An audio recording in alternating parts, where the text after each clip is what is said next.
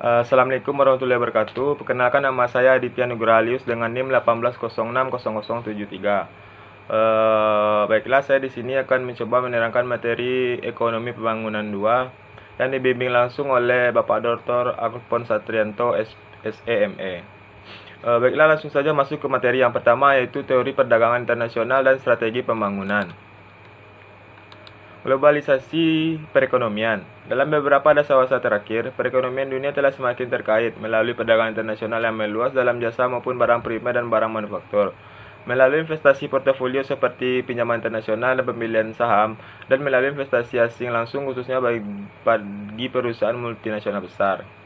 Globalisasi menjadi salah satu kata yang sering dipakai dalam diskusi pembangunan, perdagangan, dan ekonomi politik internasional.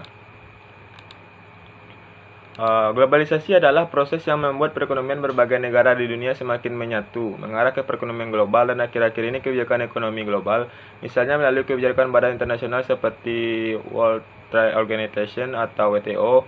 World Trade Organization adalah badan pengawas dan penegak kesempatan perdagangan internasional. Selanjutnya yaitu perdagangan internasional. Perdagangan internasional seringkali memainkan peranan penting bagi pengalaman historis negara-negara berkembang. Dalam tahun-tahun belakangan ini, banyak perhatian pada isu perdagangan dan pembangunan telah difokuskan untuk memahami keberhasilan ekspor yang spektakuler dari Asia Timur.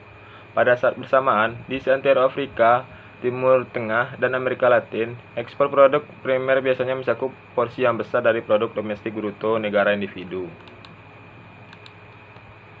Selanjutnya yaitu arti penting ekspor bagi berbagai negara berkembang. Negara-negara berkembang biasanya lebih bergantung pada perdagangan daripada negara maju. Sementara negara-negara besar memang kurang bergantung pada perdagangan dibandingkan negara-negara kecil.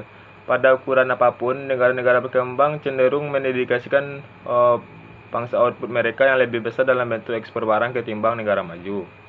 Pendapatan nasional negara-negara dunia ketiga ternyata lebih bergantung pada perdagangan internasional, dilihat dari pengbangsanya dalam pendapatan nasional mereka ketimbang negara-negara maju. Semakin besarnya pangsa ekspor negara-negara berkembang yang tercatat pada GDP mereka, sebagian mungkin disebabkan oleh semakin tingginya harga relatif jasa non-perdagangan di negara maju ketimbang negara berkembang. Selanjutnya yaitu elastisitas produk. Selanjutnya yaitu tentang elastisitas permintaan dan instabilitas pendapatan ekspor. Kebanyakan penelitian statistik mengenai pola-pola permintaan dunia untuk kelompok komoditas yang berbeda mengungkapkan bahwa elastisitas pendapatan terhadap permintaan adalah responsivitas dari kuantitas suatu permintaan komoditas terhadap perubahan pendapatan konsumen, yang diukur melalui perubahan sebanding dalam kuantitas permintaan dibagi dengan perubahan yang sebanding dalam pendapatannya. Sedangkan instabilitas pendapatan ekspor adalah fluktuasi besar dalam pendapatan ekspor komoditas negara berkembang yang diakibatkan dari rendahnya harga dan elastisitas pendapatan atas permintaan yang menghasilkan pergerakan yang tak menentu dalam harga ekspornya. Selanjutnya yaitu nilai tukar perdagangan dan hipotesis Priebus-Singer. Persoalan perubahan pada tingkat harga relatif atas berbagai komoditas membawa kita ke dimensi kuantitatif penting lainnya dari persoalan perdagangan yang sejak dahulu dihadapi negara-negara berkembang. Jika harga ekspor dari suatu negara turun relatif terhadap harga impornya, maka negara tersebut harus menjual lebih banyak produk ekspornya dan mengarahkan lebih banyak sumber daya produktif langka miliknya sekedar untuk menjaga barang impor yang dibelinya berada pada tingkat yang sama pada tahun-tahun sebelumnya. Karena teori tersebut dan tren nilai tukar perdagangan inilah negara-negara berkembang berupaya keras mendiversifikasikan ekspornya menjadi barang manufaktur selama beberapa dasawasa terakhir. Setelah permulaan yang lambat dan membutuhkan banyak biaya, usaha ini berhasil membuat pergeseran yang dramatis dalam komposisi ekspor negara-negara berkembang, terutama di antara negara-negara berpendapatan rendah. Selanjutnya yaitu teori tradisional tentang perdagangan internasional. Fenomena transaksi dan pertukaran adalah komponen dasar kegiatan manusia di seluruh dunia. Bahkan di desa-desa paling terpencil di pelosok Afrika, orang-orang secara berkala bertemu di pasar untuk bertukar barang, entah menggunakan uang atau barang lain melalui transaksi barter sederhana. Sebuah transaksi adalah pertukaran antara dua hal, sesuatu diberikan untuk mendapatkan sesuatu yang lain. Selanjutnya yaitu anugerah faktor relatif dan spesialisasi internasional. Teori perdagangan anugerah faktor adalah model perdagangan bebas neoklasik yang menyatakan bahwa negara akan cenderung berspesialisasi dalam produk komoditas yang mendaya gunakan sumber daya faktor produksinya yang melimpah seperti tanah, tenaga kerja, modal, dan lain-lain. Dua pemikiran pokok teori anugerah faktor produksi. Yang pertama yaitu produk yang berbeda membutuhkan faktor-faktor produksi dalam produksi yang relatif berbeda-beda.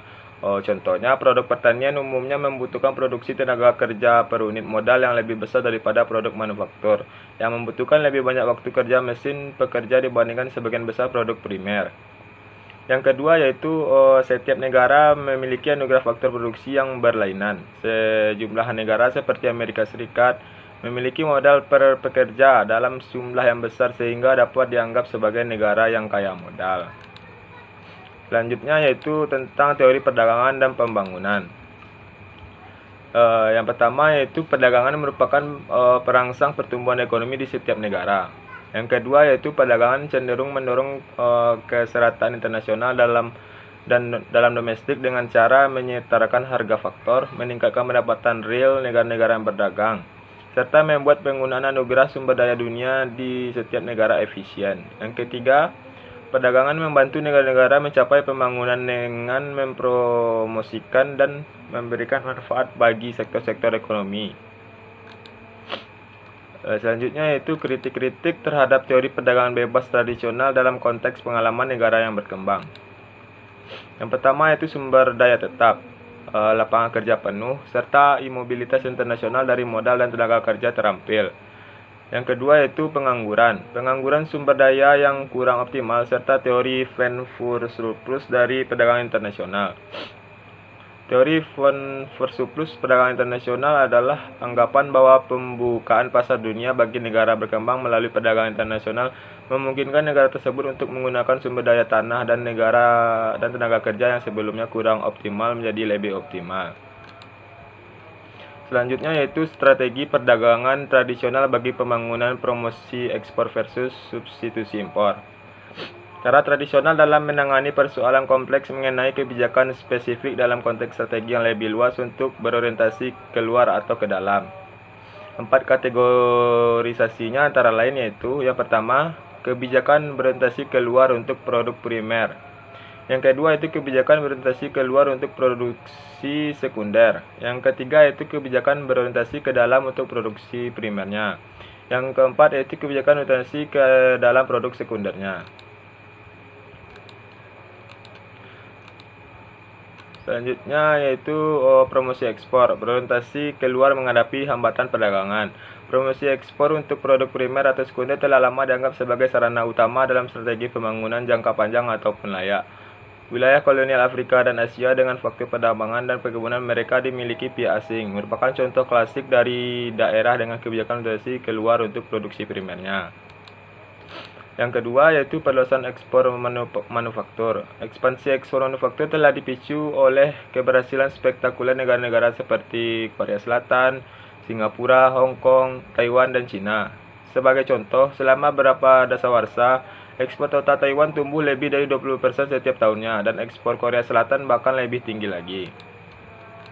Yang ketiga yaitu substitusi impor, berorientasi ke dalam tetapi masih berorientasi keluar. Dengan mengamati pasar dunia yang melemah atas produk primer mereka dan menganut keyakinan telah diterima secara luas akan keajaiban industrialisasi dan hipotesis Friedberg-Singer. Negara-negara berkembang beralih pada strategi substitusi impor dalam bentuk pengembangan industri perkotaan pada beberapa dasawarsa pasca Perang Dunia Kedua. Yang keempat yaitu strategi industrialisasi IS dan akibatnya. Sebagian besar pengamat meyakini bahwa strategi industrialisasi substitusi impor sebagian kurang berhasil. Lebih tepatnya terdapat 5 akibat yang tidak diinginkan.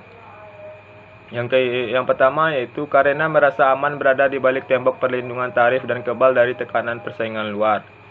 Yang kedua yaitu penerimaan manfaat utama dari proses substitusi impor seringkali adalah perusahaan asing yang mampu beroperasi di bawah perlindungan tarif dan memetik manfaat dari pajak.